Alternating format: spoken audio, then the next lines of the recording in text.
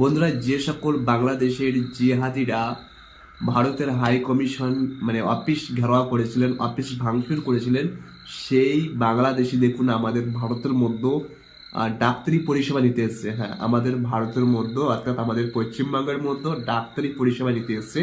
সেই ভিডিও আপনাদের শেয়ার করছি। আপনার নাম কি দাদা? এইভাবে না না, আপনার নাম কি বলেন না? আমার নাম মেহেদি মোহাম্মদ মাহবুব হাসান। আচ্ছা, কোথা থেকে আসছেন? আমি বাংলাদেশ থেকে আসছি। আচ্ছা, কোথায় আসছেন? বাংলাদেশ শিলিগুড়িতে আসছি। কি করতেছেন দাদা? কি করতেছি বলতে কি করতে আসছেন? কি করতে আসছি, আমি চিকিৎসার জন্য আসছি। কার চিকিৎসা? আমার ওয়াইফের চিকিৎসার জন্য। কতদিন ধরে এখানে আছেন দাদা?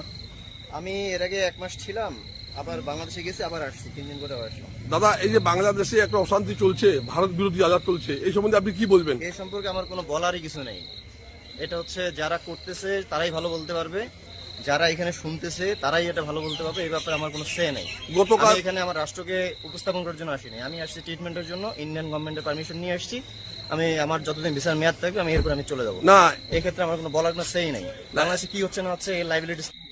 সো বুঝতে পারছেন, আমাদের কলকাতার মধ্যে একজন সাংবাদিক প্রশ্ন করছে, তখন বলছে যে না, আমরা ভারত সরকারের ভিসা নিয়ে এসেছি।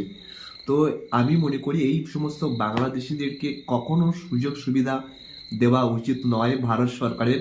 একটা কুকুরকে যদি একটা বিস্কুট দেওয়া হয়, সেই কুকুর সেই মানুষটাকে সারা জীবন মনে রাখে, কিন্তু এরা ভারতের কাছ থেকে এত সুযোগ সুবিধা নেয় তবুও ভারতকে কখনো মনে রাখে না, কারণ এরা হচ্ছে, এদের আসল বাপ হচ্ছে পাকিস্তান। তাই